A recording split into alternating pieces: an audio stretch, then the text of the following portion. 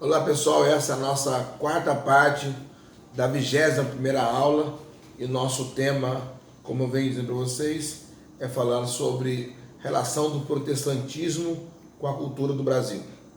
E eu vim relatando para vocês essa construção da influência da cultura protestante no nosso país, apesar de ser bastante pequena, modesta, mas com o tempo vai tomando corpo, né?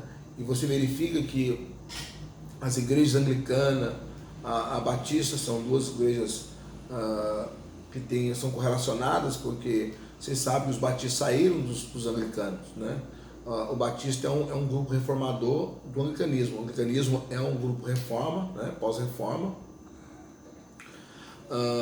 e esse grupo de anglicanos, de cristãos, né, queria uma reforma mais profunda. E aí então sai então do anglicanismo o movimento que recebe o nome de batistas, né? E esse grupo ele vai ser predominante nos Estados Unidos, né? Fugindo das perseguições na Europa, vem para os Estados Unidos e torna-se uma igreja forte, a igreja batista. E é interessante que o anglicanismo é a primeira igreja que estabelece no Brasil, né? Já desde 1813, um grupo de anglicanos já realizam cultos na Bahia, e já em 1815, coisa parecida, vão estabelecer a igreja no Rio de Janeiro, tá? E aí isso por conta dos acordos entre Portugal e a Inglaterra. É lógico que esse primeiro protestantismo ele é apenas pastoral, não é de missão, mas é um protestantismo nós chamamos missão pastoral, porque vem somente para pastorear os irmãos que já estavam aqui, né? E é interessante que o discurso tanto dos batistas quanto dos anglicanos, o teor é o mesmo, só difere na pronúncia, difere no discurso.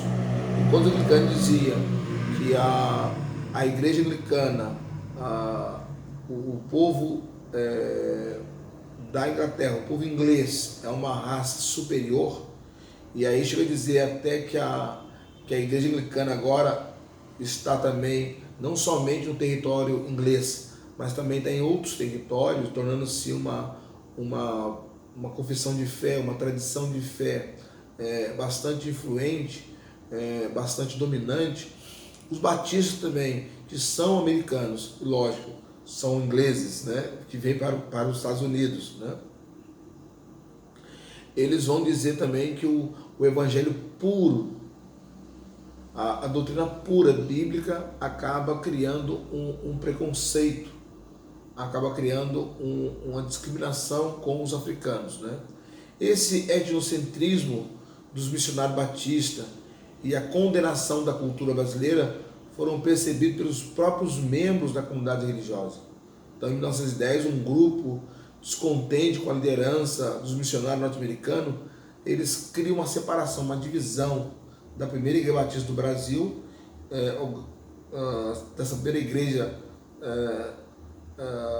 do Brasil, lá em Salvador, e cria-se a Batista Independente do Garcia, em 1916. A Missão Batista Independente com o objetivo de criar um trabalho evangélico nacional, no qual o elemento indígena seja seu único preponente, né? Então, ou seja, um grupo de batistas não se sentem confortáveis com a propagação desse preconceito, dessa discriminação, desse domínio. Então, o que eles fazem? Eles criam uma nova igreja, tá? Eles separam da primeira igreja Batista de Salvador, e aí nasce a igreja Batista Independente do Garcia, né? E essa igreja Independente do Garcia tem um alvo principal, a propagação do evangelho entre os índios, tá? Esse é o alvo principal da igreja Batista Independente, né? Dentre os exemplos para se explicitarem as reais causas dos surgimentos dos independentes, está o fato de que as missões protestantes chegaram ao Brasil coincidentemente com a expansão do capitalismo norte-americano, não só no Brasil, mas em toda a América Latina.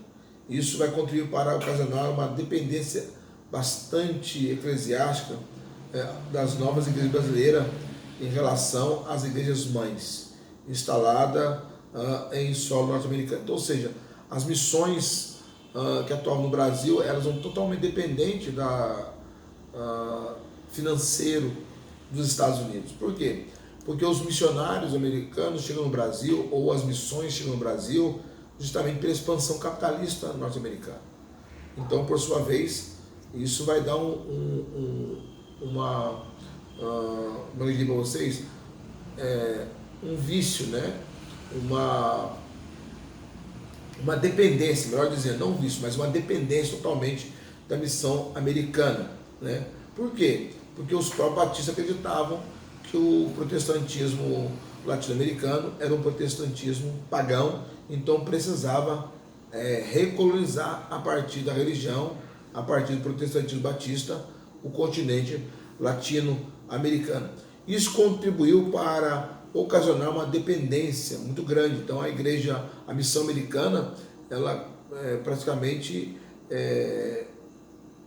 prendeu as missões, a expansão missionária no Brasil a partir do financiamento missionário, né?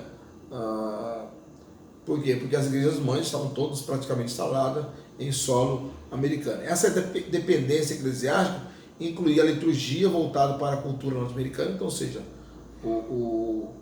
as igrejas instaladas, né, os primeiros cultos eram feitos em inglês. Para vocês terem uma ideia, a primeira igreja a ter uma reunião no seu próprio idioma foi a Assembleia de Deus. Apesar de ter 2 suecos, mas o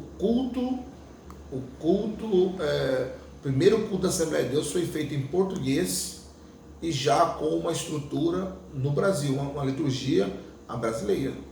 Os congregacionais, os presbiterianos, os metodistas, a própria questão do Brasil, a luterana, todas fizeram os primeiros cultos foram feitos na língua materna, na língua de origem, né? Mas a Assembleia de Deus não. Apesar do Paul Fresco dizer que a primeira igreja genuína brasileira é a Brasil para Cristo, que foi fundada pelo Manuel de Melo, mas a igreja com toda a liturgia foi a Assembleia de Deus, né? A liderança autoritária dos missionários estrangeiros, mas sobretudo o financiamento dos trabalhos nacionais do Brasil. Então, ou seja, por causa da dependência, os missionários impunham, né, as regras, ditavam as regras. Os missionários americanos referiam sempre aos fiéis baianos como nativos, além de considerá-los sempre despreparados em cultos para as tarefas eclesiásticas. Ao lado disso, convém destacar a defasagem em termos da mentalidade e escolaridade entre os líderes batistas oriundos dos Estados Unidos e os batistas baianos, em sua maioria analfabeto, né? O choque não foi evitado nem atenuado. O pragmatismo e a rigidez da ética dos missionários opunham-se a um caráter mais emocional dos baianos, marcado por fortes traços culturais influenciados pelo catolicismo, sujeito a uma forte pressão etnocêntrica vivida cotidianamente nas relações com os missionários. Isso contribuiu para que, de forma assistemática, os batistas independentes desenvolvessem o pensamento de que a ingerência estrangeira era algo maléfico e decidisse rompê-lo, lançando mão de representações batistas para justificar a ruptura.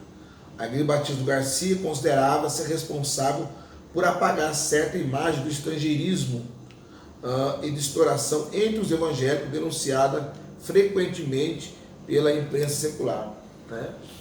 A elite política republicana que assumiu o poder em 1889 na Bahia tinha uma agenda de modernização urbana e de profilaxia moral para a população mestiça, que incluía um processo de internalização dos padrões culturais da elite branca pela população de cor, conhecido pela expressão preto de alma branca, como uma verdadeira missão desafricanizadora.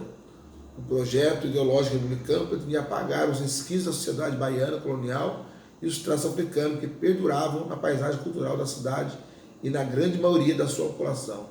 Nesse projeto de modernização, civilização e desafricanização, a inserção do protestantismo do progresso atávico, que a elite política enxergava nos países de origem protestante, seria um elemento pedagógico importante em que pese as preocupações e os temores da hierarquia católica. Então você começa a descobrir que a própria protestantismo foi usado para tentar desafricanizar o Brasil, né? Chegou até a cogitar uma lei de proibir negro casar com negro, negro de casar com branco, para poder já ir diluindo a cor entre os brasileiros. Deus abençoe vocês, até a próxima.